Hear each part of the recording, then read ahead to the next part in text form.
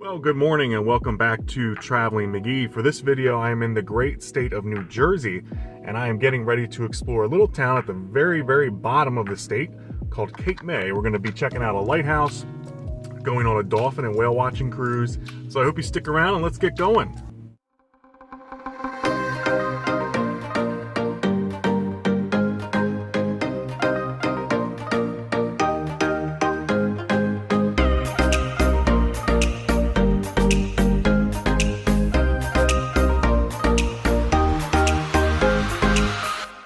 So like I said, I am here in Cape May, New Jersey, and I've actually been here quite a few times. I here a lot as a child with my grandparents, and one of our favorite spots to visit was this lighthouse behind me.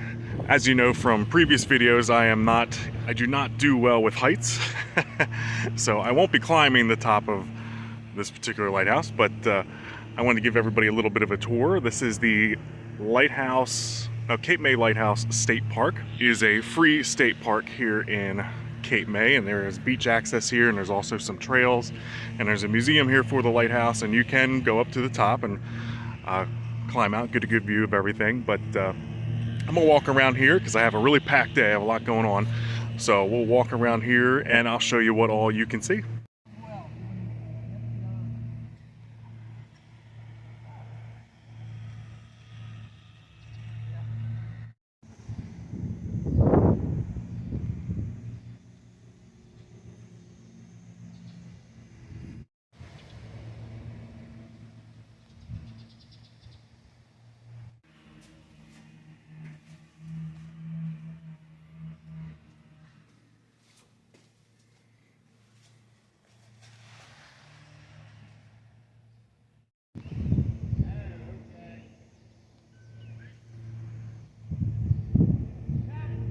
Another cool feature of this park is actually its World War II history.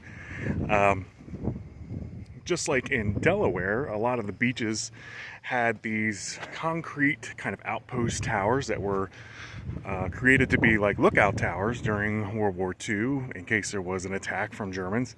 And there are a couple here in New Jersey as well. But there is actually a really large concrete bunker here, and I'll spin the camera around. And you can just kind of see it out there. It's much bigger closer up, which I'm going to walk out to right now. It's a little bit windy, so you might have a hard time hearing me, but I'll do my best.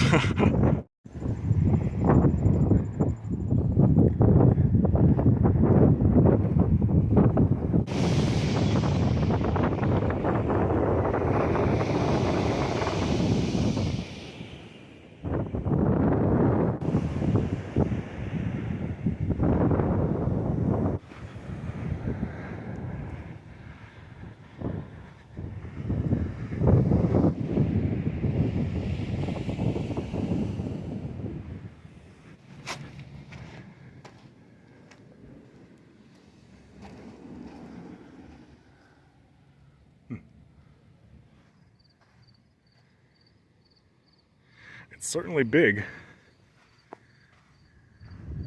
I mean, it really extends back off here a lot. Almost seems like there was a platform up top, maybe. Well, I didn't see a sign, but definitely some pretty cool history. I'm sure up at the lighthouse there is probably some more information, which is just right over there, pretty short walk. But all along this section here of where the dunes kind of form, there are a couple different trails that start, and there's one over here. So I'm gonna walk over to that and then walk back that way. Once again, I am at the very bottom tip of the state of Cape May. So if we continue to look to my left here, this is looking north, so that takes you up to the rest of New Jersey. It follows the complete coastline of New Jersey. And then basically right here is where the tip is, and then there is a curve that kind of takes you back into the Delaware Bay. And actually pretty cool today. Let me see if I can zoom in on this boat. Where's it at? There's a little boat out there. I don't know if you can see it or not, but just beyond that is actually the state of Delaware. And there's a pretty famous ferry that will take you and your car from Lewis, Delaware, all the way over here to Cape May, New Jersey. It takes about, oh, I don't know, maybe 45 minutes. But it's pretty cool to be able to see Delaware today. Normally, I don't think you'd really be able to see it, but south is that way, so this is pretty cool. Cape May is also a very important stopping ground for a lot of migratory birds. So there is a very strong bird watching, bird viewing community here. So that's primarily what a lot of people use the trails here for. In this particular state park, there's a couple different platforms and things where you can view different birds, and it's very peaceful. It's a really nice park. It is free. It is, I believe, open year-round. I'm not sure how often the lighthouse is open, but a ticket to climb to the top is $12. That's a pretty cool park to explore.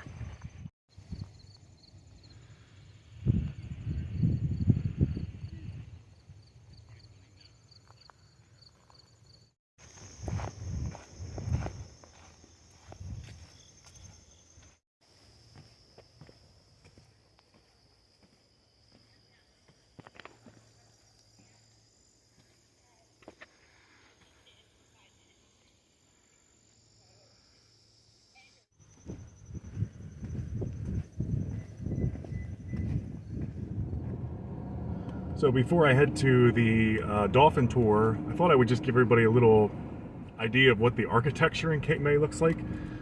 Cape May is really known for a lot of its Victorian homes, and you can see some of them here.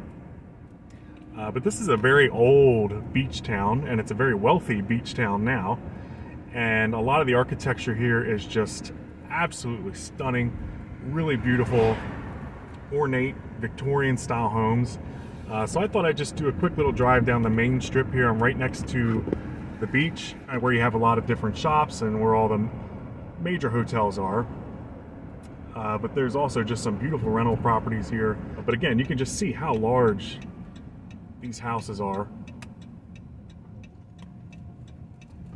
And I believe they do have some type of Victorian, I want to say like house tour that you can do through the city of Cape May. I'm sure they have some type of walking tour, maybe a biking tour, maybe even a bus tour. I just saw one of those. I do believe they have like a trolley tour. But you can see just how massive these homes are. I used to come here a lot in the summers with my grandparents. Growing up near the Philadelphia area, it was pretty common to come to the Jersey Shore in the summers, and we would often come to Cape May and Wildwood. And I remember many summers being here with family, and it's a really nice memory. Kind of take things for granted when you're a kid, but now that I'm an adult, you know, I appreciate a lot of this really beautiful architecture and just a really beautiful place to visit. Right now in the fall, there is a lot of fall decorations, and a lot of the trees here are just starting to change, and this is probably one of the most famous hotels, and I'm going to drive up in there because I never have. This is called Congress Hall. This is one of the oldest hotels here in Cape May. Hopefully I didn't just get myself into a little pickle here. I think I did. Let's see, we'll try this again here. But this is a pretty well-known hotel here on the right. But this hotel was actually just featured in the new, oh crap, the new, I can't remember the name of it. But anyway, this very, very popular hotel, very ritzy hotel. Bob Dylan movie. They just filmed a movie with Timothy Chalamet, and they filmed a lot of that movie here in Cape May because a lot of Cape May looks exactly the way it did in the 40s and the 50s. It's a beautiful little town. But anyway, a little bit later I'll walk around kind of a shopping restaurant district and show you a little bit more of that. But now I'm headed to the marina to load up for the dolphin tour. I am now booked into the dolphin cruise. It's a 3-hour tour. It is through Cape May Whale Watchers, I believe. It's right behind the Lobster House, which is a really well-known restaurant. Should be sitting here for a little bit longer, and then we'll be on our way. Folks, good afternoon and welcome aboard the American Star. My name's Matt. I'll be your captain for today's trip. I do want to take this time to introduce myself, introduce your crew members to the crew here on board today. It'll be Kathy and Dan, will be your naturalists. They'll be the ones pointing out and exploring some of the different wildlife and points of interest you'll be seeing throughout the trip. Came through right here in Cape May. Right alongside that processing plant, you'll see the 2-mile drawbridge off at our 9 o'clock. Now, it doesn't get its name from being 2 miles in length, but instead refers to the 2-mile stretch of land that connects Cape.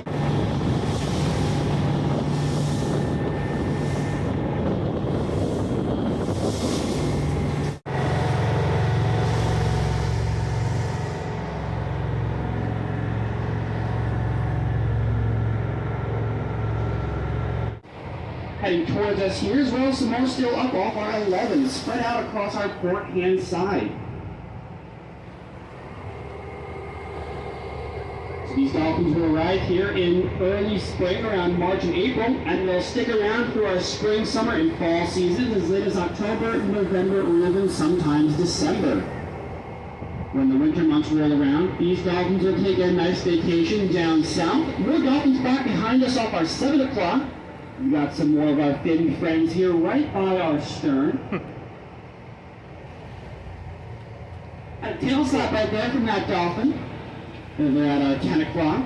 Some right in between us and the Ferris wheel. Very nice photo opportunity right now if you look off our 9. We're heading towards us by our 10 and 11. The amount of space these dolphins call home, so they have lots of room to move. When they want to out here, they can reach a top speed of up to 25 miles per hour.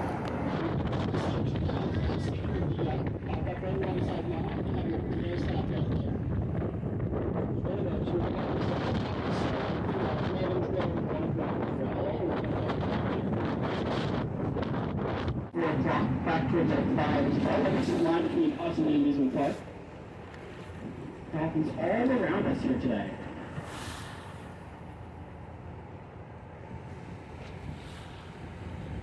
When the dolphin is echolocated, it releases a high-pitched beam of sound out through the water column for a special fatty organ in their skull known as a melon.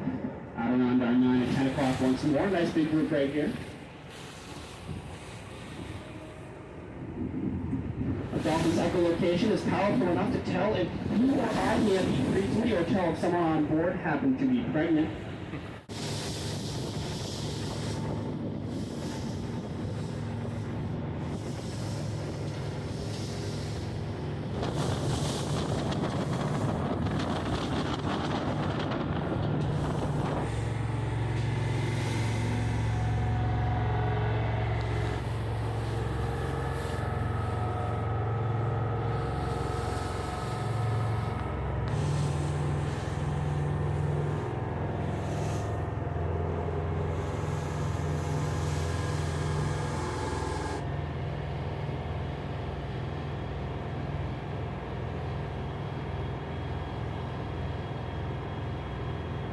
By Dan this afternoon, a very skilled and knowledgeable naturalist. Dan's been with us for 3 years now, recently completed his master's degree from Stockton University, extremely knowledgeable about our local marine life in the area, as well as some of the history.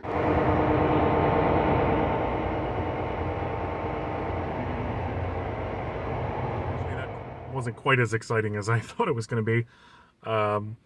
Didn't see any whales, did see a nice pod of dolphins right from the beginning, but after that we just didn't have much luck on anything. But it was a nice tour for 3 hours. I think it was right around $50 for the 3-hour tour. Very informative. They have a little snack station inside and they have bathrooms on the boat. But I don't know, it's up to you. If you like that kind of stuff, it's well worth it. Again, that's Cape May Whale Watchers, Cape May Whale Watch and Research Center. So now I'm here in, it's called Washington Street. It is just lined with really nice restaurants and different little shops and clothing stores. And so I'm going to be hanging out here for the rest of the night. Maybe find some place to get some dinner and see what else I can find.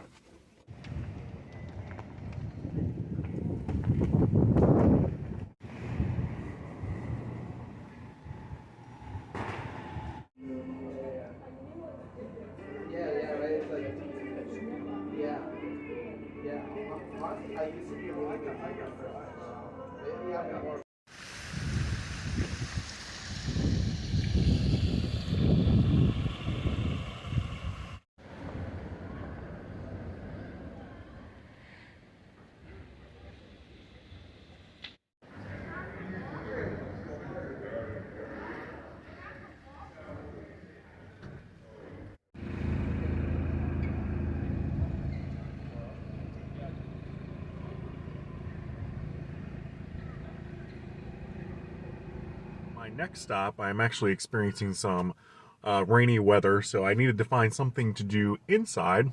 And I am here in the Rio Grande part of Cape May, which is just north of Cape May. It's a small little town. And it's here at the Cape May Regional Airport, and it's this beautiful hangar. But from what I understand, there is some World War II planes and some Vietnam era airplanes in here as well. So I'm excited to walk through this museum and see what they have to offer.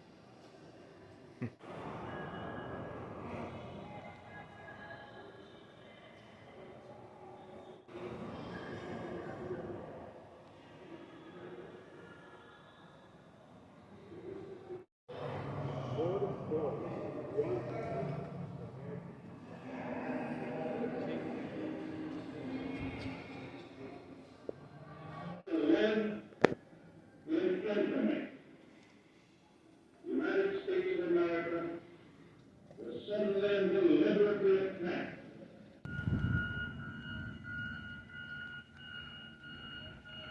Well, it's a pretty interesting museum here. A lot of history that I was not aware of when it came to World War II and this area, the Wildwood Cape May area. And this was a pretty prolific and well-known training area for dive bombers in the Pacific Theater during World War II. This is where they train here off the coast of New Jersey. Really fascinating history. There were 39 people, 39 soldiers or pilots who died here in training. So they dedicate this whole museum to them.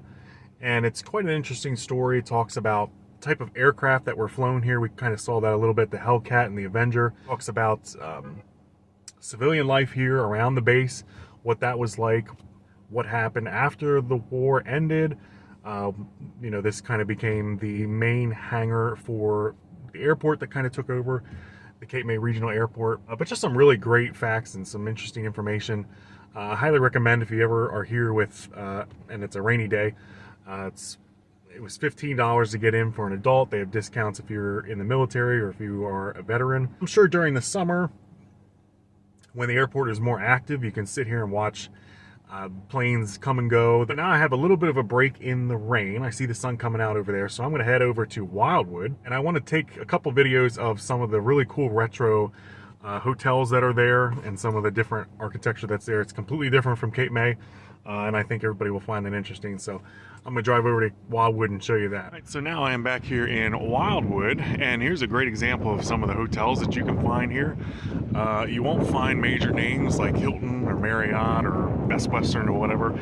A lot of these hotels in Wildwood are privately owned, but they're just so retro looking, and you just take a step back in time, you see a lot of these classic L-shaped hotels.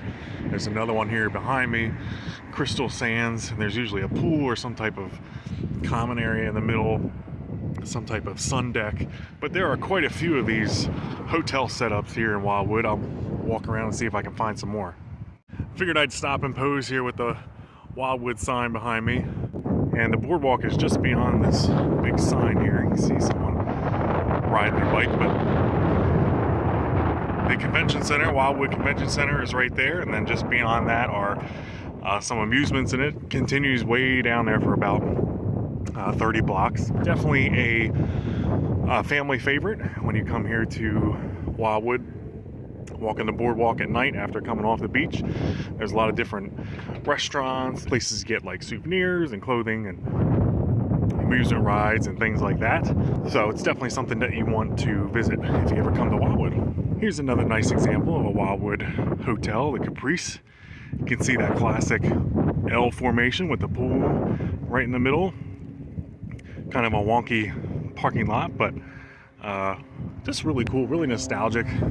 Another little one over here. Just really cool if that's what you're into. It's that 50s, 60s vibe. Wildwood is certainly a very retro place to come and visit, and it is just completely different from what you will find in Cape May. But Wildwood's a pretty cool place. I'm gonna go walk up here to the boardwalk and show you what that looks like. And this is the boardwalk. So there's the convention center that I mentioned a little bit earlier. As you can see here, there are quite a few options for amusements. This is actually one of 3 piers. You can kind of see a big Ferris wheel out there too. There's another pier there, but the boardwalk itself continues down for quite a ways. As you can see, it's very empty today. It's kind of chilly and windy today, but it's also a Thursday in October. So during the summer, this is jam-packed full of people. And right now, not so much. You can see how far out the beach is. Just really far out there. In the summers, they have concerts out here. A couple weeks ago, they had a monster truck rally. They have a whole bunch of different things Wildwood does for the local community. But it's certainly a very nostalgic place, and there's a better shot of the Ferris wheel. It's much bigger up in person. But yeah, Wildwood Boardwalk. Pretty cool to walk around and see it when it's so empty. You can really see just how large it is. Normally there is a tram car that runs up and down these little sections here, carrying people around. So really cool place to visit. Here's another cool example. This one's really nice. I like this one. You got the quintessential fake palm trees. This is the Starfire Motel, but again, that classic L shape with the pool in the middle, and then there's the main office to get in, and there's another little guy here across the street. And again, you will find these types of hotels just kind of dotted all along Wildwood, and each and every one has their own theme. Each and every one is different in its own right, but they're all super unique and really cool to even just see, let alone stay in them. Anyway, I think I'm going to take this opportunity to end this video. There is so much to see and do here in the Cape May area, so much more than what I've just shown you. Some other great examples are the Cape May Zoo, which is free. It's donation-based, great for families. Lots of different animals that you can go see.